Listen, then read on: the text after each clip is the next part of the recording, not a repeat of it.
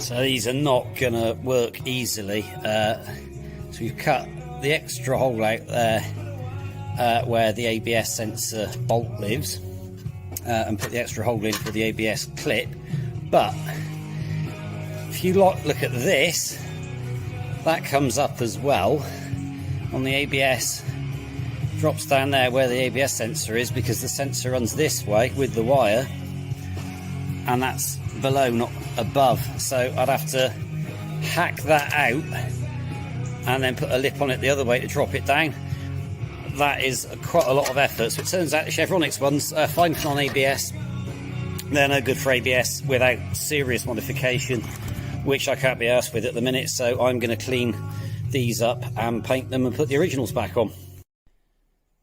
Not the prettiest, but you know, they are at least in Jotun, so they should last a fair few more years yet, whilst I sort of remanufacture the Chevronix ones for at some point in the future. I mean, it's not exactly difficult to change back plates.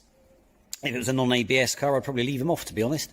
But considering the ABS does clip into the back plate, then I think it's quite important to keep them.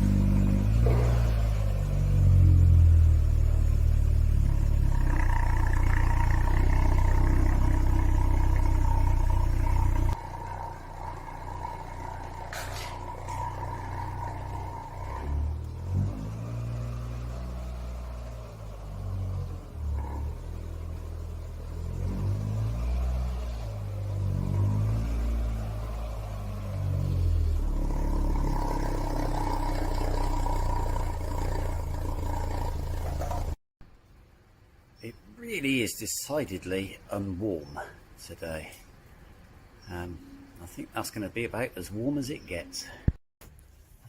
Amongst numerous issues with this car has always been the gear stick in neutral was slightly off to the left,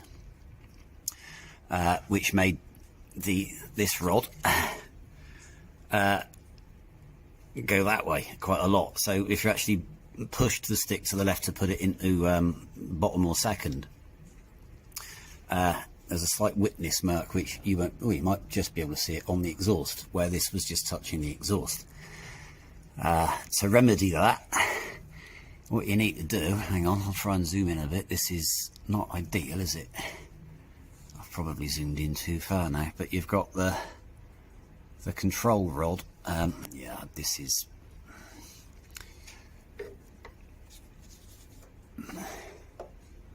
anyway, you've got the little control rod there, and you can adjust the length of it, and you can see how much I've had to adjust that to make the stick sit in the middle, from where the threads are slightly clean. So if the stick's off to the left and you want to move it to the right, you lengthen the rod, and obviously it's the other way around. If you want to move the rod stick from the right to the left, you shorten the rod.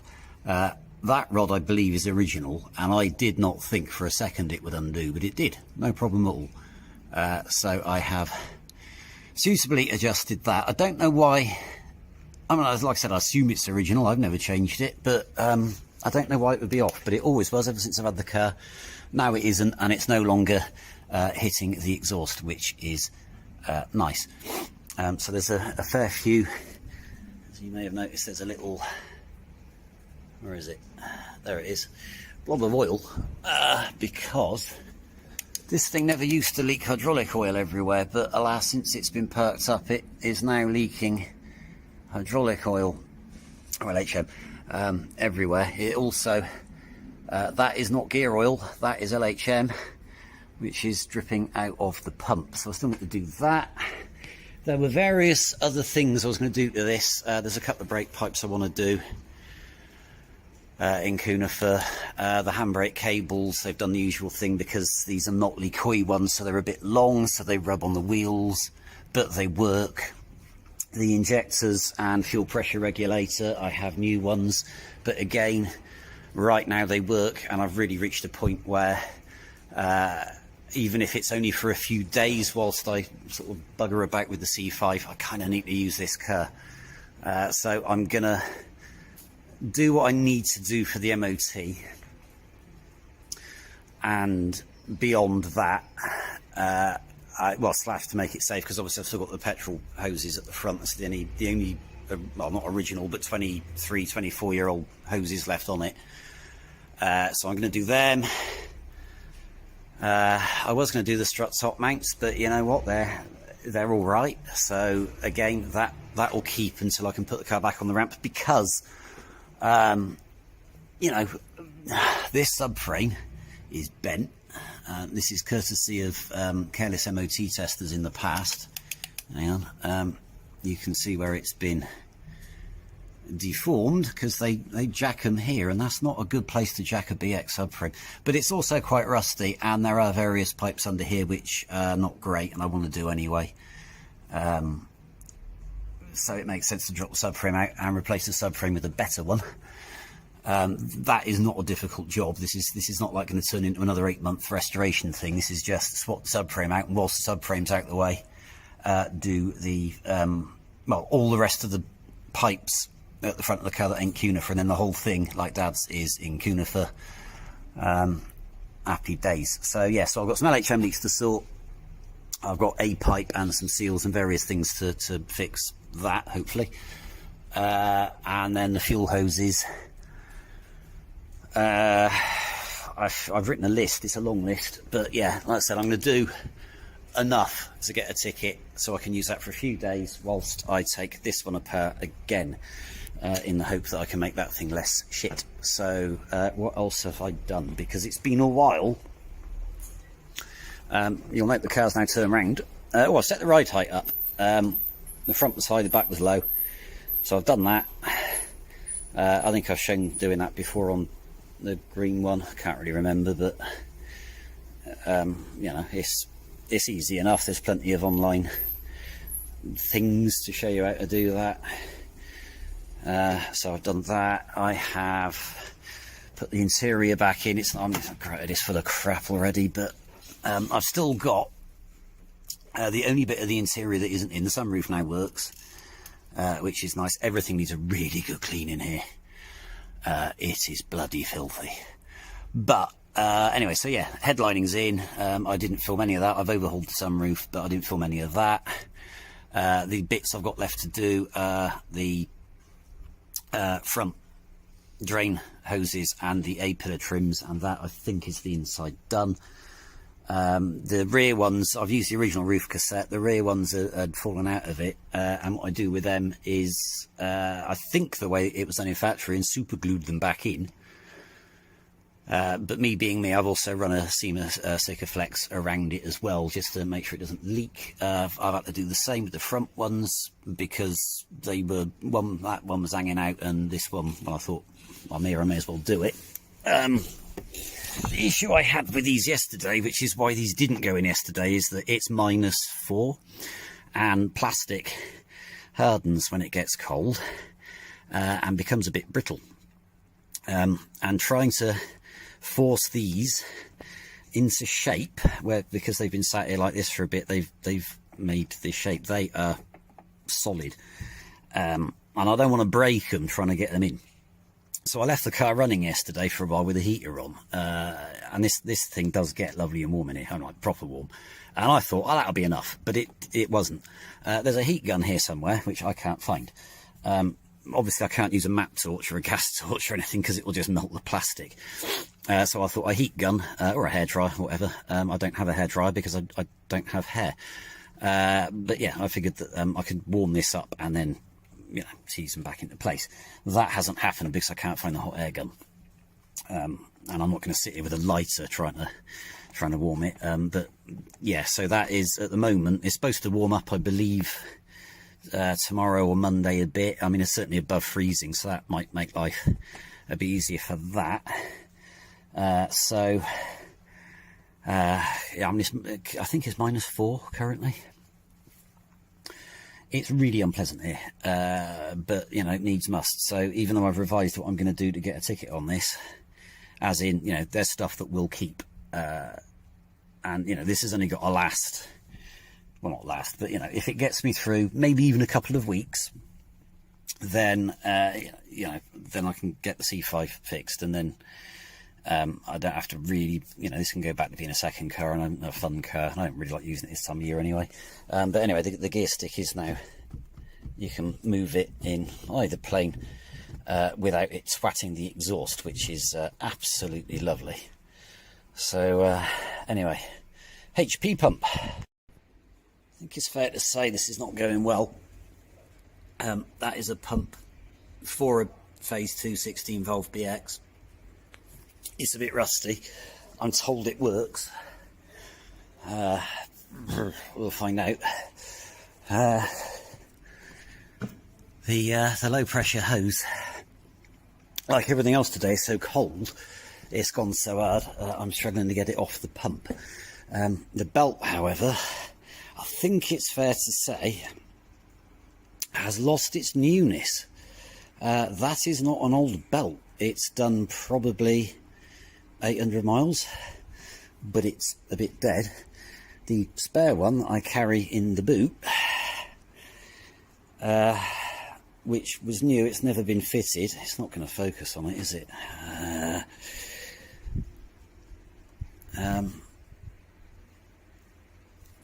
Focus, it won't focus, but anyway, this is also, but it's dead before it's done anything, completely dead. So I'll have to go and get a belt, which tomorrow's Sunday and it's now Saturday afternoon quite late, so that could be entertaining, but I'll see if I can get a belt. However, in the interim, I'm going to continue trying to get that bloody hose off, and then the pump can come out. So despite the belt being utterly shagged, I have chucked it back on just temporarily, because I want to see if that pump leaks or does anything. It may not, but anyway, that was a recon pump about 60-ish thousand miles ago. It actually pumps really well, but it leaks out the seal. So yeah, bad times. I'll see if I can get a bearing and seal kit for it. I'm not going to strap the battery back in properly, because obviously I'll take it back out, so it just makes doing the belt easier. I'll see if I can get a belt, but that won't be now, obviously. But in the interim, I'm just going to chuck the battery back on it, pack these tools away, and see if it will fire.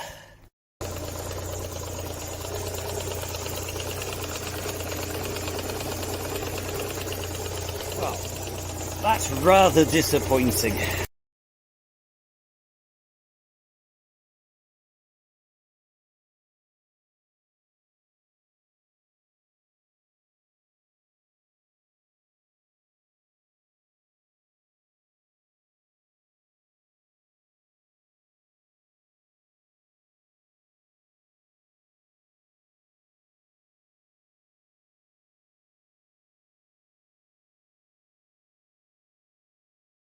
Rather disappointing, that then.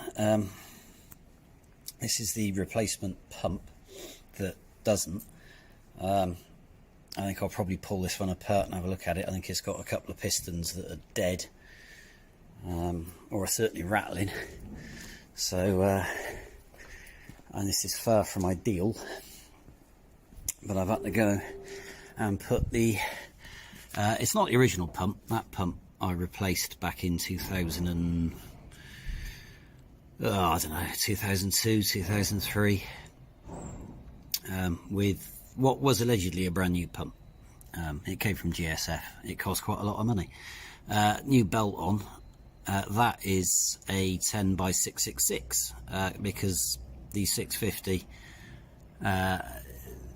the spare one I had that was knackered, and the replacement 650 that I got, I just can't get on the bloody thing. So that is a 666mm belt, and I've still got, well, you can't see it, but I've still got some adjustment on the tensioner, so I might get a 660 maybe, I don't know. But anyway, for the time being, that does at least work. It's tensioned. I've gone with the theory that this pump, it does weep a little bit of LHM out the spindle when it's not running, but it's okay when it does run.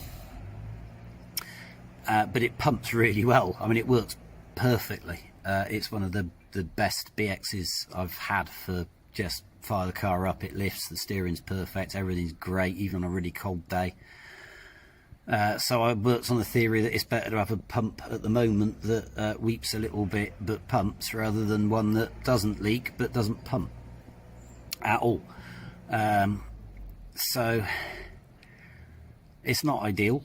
I am gonna pull the other pump apart and have a look at it. What I might do is, or I plan to do, is at some point take this pump off and strip it, if I can get a bearing and a seal, and then put a new bearing and seal in it. I might just take it to Pleiades and get them to do it. I mean, they've got all the kit for doing them. But with the post the way it is at the moment, I think I'd rather take them the pump and wait whilst they do it, or come back, rather than risk posting it, because it's the only decent phase 2 pump I've got. So anyway, that will do for now, so I can put the battery back in, and then I've got some hydraulic leaks to attend to at the front, which is easy with the radiator out, but I'm going to see if I can nip them up without putting the radiator, because I really can't be bothered. Well, they don't call them breaker bars for nothing. I suspect I should be purchasing a new one. Happily, the snap off managed to do the job. So the wheels off, everything's cleaned up underneath. I've done this a bit ass backwards because I still need to clean up some shit down there, because there's obviously LHM everywhere. In the interim though, I'm going to fire it up and let it run for a bit, get it off the jack, and then do the other thing that I meant to do several times now and haven't, which is find the spare wheel and the carrier, because I don't know what I've done with it. But anyway, I'll fire it up and see if anything leaks. I've still got to do the fuel hoses, but I'm running out of time today again because I have to be away. So I'll do them tomorrow. There's lots of other things I've said numerous times now that I wanted to do that I'm not going to do. If I can get the fuel hoses done, I'll see if I can get an MOT. Must be said, I don't usually worry about MOTs, but there are things that I still want to do to the car, which I'd like to have done, but time is really running out now. I mean, we're rapidly approaching the shortest day. The MOT's up on the C5 soon, and you know, whilst I can't find anything obviously wrong with it, there's clearly something obviously wrong with it, so that needs some ramp time, in which case I need a car. So I'm going to do the fuel hoses tomorrow and see how quickly I can get a ticket on the BX. Hopefully it'll be okay, and then there'll be a few more videos on a fucking C5. Anyway, it's really cold, and I've got to go and take the missus out, so I will catch you in the next one.